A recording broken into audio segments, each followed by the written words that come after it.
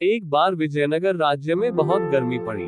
तेनाली रमन राजा कृष्णदेवराय से 15 दिन की छुट्टी लेकर अपने गांव चले गए। 15 दिन बीत जाने के बाद भी तेनाली रमन नहीं लौटे तो राजा को चिंता होने लगी। उन्होंने अपने सैनिकों को तेनाली रमन के गांव भेजा। तेनाली की अनुपस्थिति में कुछ मंत्री राजा को तेनाली के खिलाफ भड़काने लगे। तेनाली रमन 1 महीने के बाद खुद ही दरबार में उपस्थित हो गए। राजा ने तेनाली से कहा कि तुमने 15 दिन के बाद लौटने को बोला था। इस पर तेनाली रमन ने कहा कि महाराज 15 दिन के बाद मैं गांव में ही एक जादूगर से जादू सीखने लग गया था।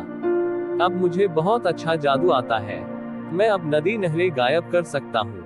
उसकी यह बात सुनकर राजा और सभी दरबारी हंसने लगे। तेनाली ने फिर से कहा, यदि आपको मेरी बातों पर भरोसा न हो रहा हो तो मैं इसको साबित कर सकता हूँ।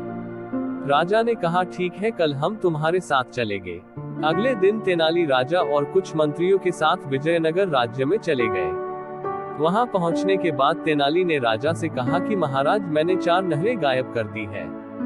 यदि आपको भरोसा न हो रहा हो तो आप मंत्री से पूछ लीजिए। आपने 7 नहरें बनाने को कहा था, लेकिन अभी यहाँ केवल 3 नहरें हैं। इस बात को सुनकर राजा को पता चल चुका था कि मंत्री ने बेईमानी की है, सही से नहरें नदी बनाने का काम नहीं किया। मंत्री इस बात पर बहुत शर्मिंदा हुआ और राजा से माफी मांगने लगा। राजा ने उसको कारावास की सजा सुनाई। तेनाली ने राजा से कहा, महाराज, मैं 15 दिन के बाद गांव का दौरा कर रहा था, जिससे मुझे यह पता लगा कि गांव में बहुत सी नहरें, नदी खुदाई का काम नहीं हुआ है। राजा ने तेनाली को इस बात पर प्रसन्न होकर इनाम दिया।